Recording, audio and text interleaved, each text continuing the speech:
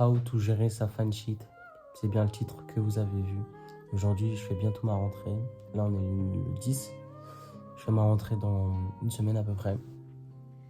Et donc, je vais vous apprendre à comment gérer sa fansheet. Moi, déjà, je suis hors game. Voilà, j'ai fini le jeu, j'ai déjà trouvé.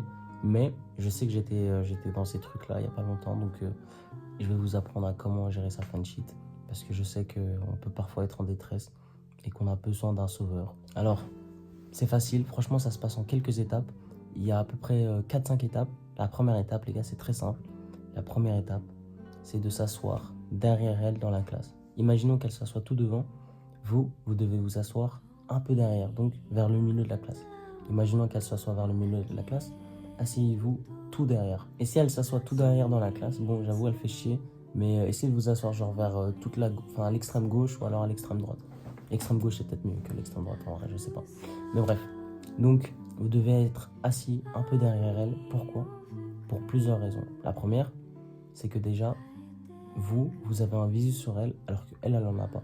C'est-à-dire que si elle était assise derrière vous, pour la voir, vous seriez obligé de tout le temps vous retourner. Et à un moment, ça peut être lourd un peu pour elle. Donc, il faut que vous vous asseyez derrière elle. Comme ça, vous avez un visu. La deuxième raison, c'est que par exemple, imaginons qu'elle se retourne souvent. Bah vous le voyez. Et si elle se retourne souvent, c'est sûrement pour vous. Peut-être pas. Ça, on verra. Mais c'est sûrement pour vous. Et ça, c'est un bon point. Et troisième, comme je vous ai dit, vous avez un visu sur elle. Mais du coup, vous pouvez même établir des liens, des connexions, des points communs avec elle. Imaginons qu'elle est souvent sur son téléphone. Ça veut peut-être dire que déjà elle a un mec, déjà pour commencer, elle a peut-être quelqu'un dans la vie, elle a peut-être un autre concubin. Et ça c'est possible. Mais si elle est tout le temps sur son téléphone, ça veut peut-être dire qu'elle aime bien les jeux vidéo. Donc déjà, premier point de contact. Ça veut peut-être dire aussi que, je sais pas, elle a une famille. Vous aussi vous avez une famille. Deuxième point de contact. Bref, vous voyez le délire. Ensuite, le deuxième point, c'est que je reviens sur l'autre. C'est qu'imaginons elle se retourne, mais elle ne vous regarde pas vous. En fait, elle se retourne, mais elle ne vous regarde jamais. Et vous êtes un peu triste. Et bien, il n'y a pas de souci. Imaginons qu'elle ne vous regarde jamais. Et bien, c'est à vous de vous rendre intéressant. Imaginons que, par exemple, vous ayez que géo. Il n'y a que en géo que vous avez la meuf dans votre classe. Et bien, en géo, vous allez étudier toute la matière, les gars. Vous allez même demander peut-être à des plus grands de vous envoyer la matière de géo. Et vous allez étudier, les gars. Vous n'allez pas dormir dans la nuit. Vous allez étudier jusqu'à ce que vous soyez bon. Si vous n'êtes pas bon, les gars, c'est que c'est toujours pas carré. Vous allez étudier. Pourquoi? Parce qu'en fait, vous avez besoin d'être intelligent et de lever la main et d'être participatif. Voilà, vous avez besoin d'être un mec participatif au cours, un mec vraiment un élève actif, vraiment un élève studieux. Il faut que quand elle sorte de cours, elle se dise « Putain, le mec qui était derrière moi quand même, il était vraiment malin, c'était une tête. » Voilà, c'est important parce que les meufs, elles ne veulent pas sortir avec des mecs cons. Donc c'est important, vous devez vous instruire, les mecs. Et en plus, c'est gagnant-gagnant. Vous la gérez et à côté, vous avez des bonnes notes en géo, donc franchement, c'est gagnant. Par contre, si vous l'avez qu'en géo, les gars, étudiez pas maths, étudiez pas anglais, étudiez pas le reste, hein, ça sert à rien. Que géo, les mecs. Il faut vous focus sur que géo. Si elle a qu'une matière avec vous, les gars, ne faites pas le reste, ça sert à rien. Ensuite, vous devez participer, vous devez lever la main. Et pour lever la main, ça c'est tout un art, les gars. La troisième étape, elle consiste à bien lever la main. Comment lever la main correctement? Vous faites ça. Vous faites ça et vous faites ça. En fait.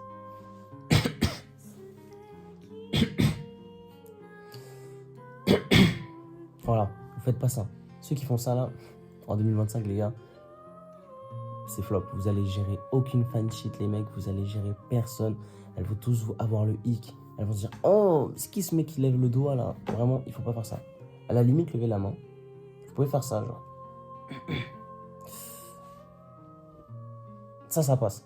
Vous pouvez faire ça aussi, mais il n'y a que ça ou ça, les gars. Pas ça. Vraiment, faites pas ça, les gars. Donc voilà, c'est les deux seules solutions.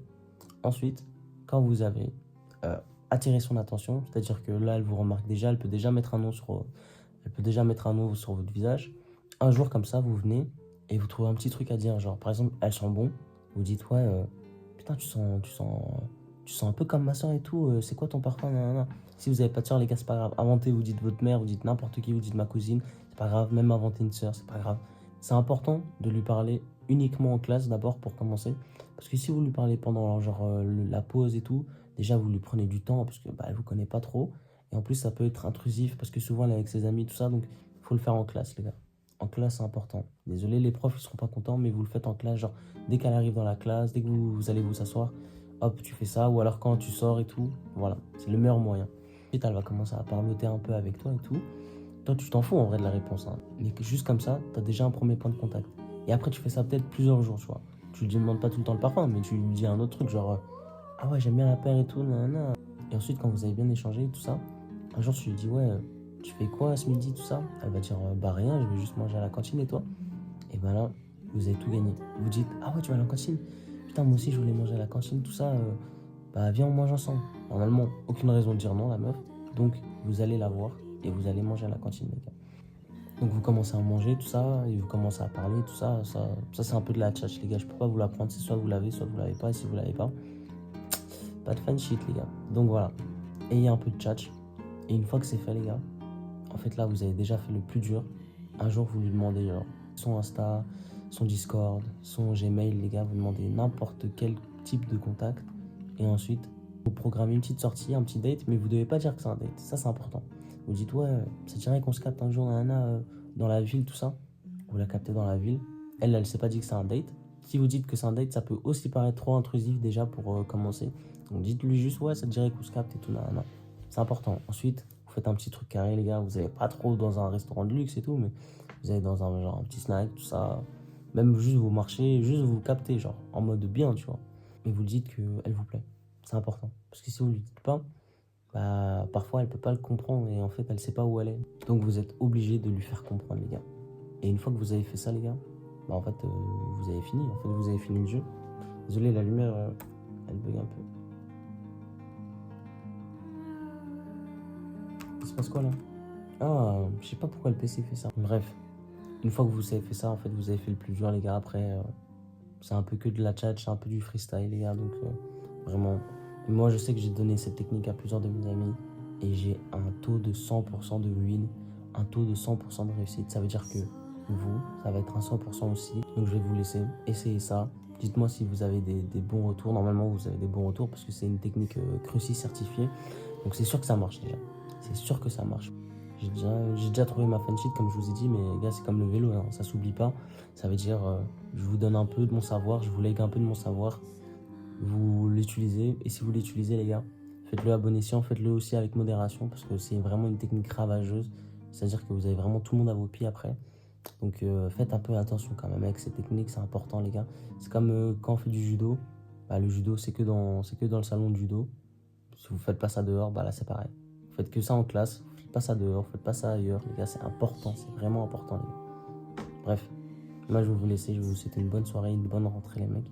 On se recapte pour une prochaine vidéo.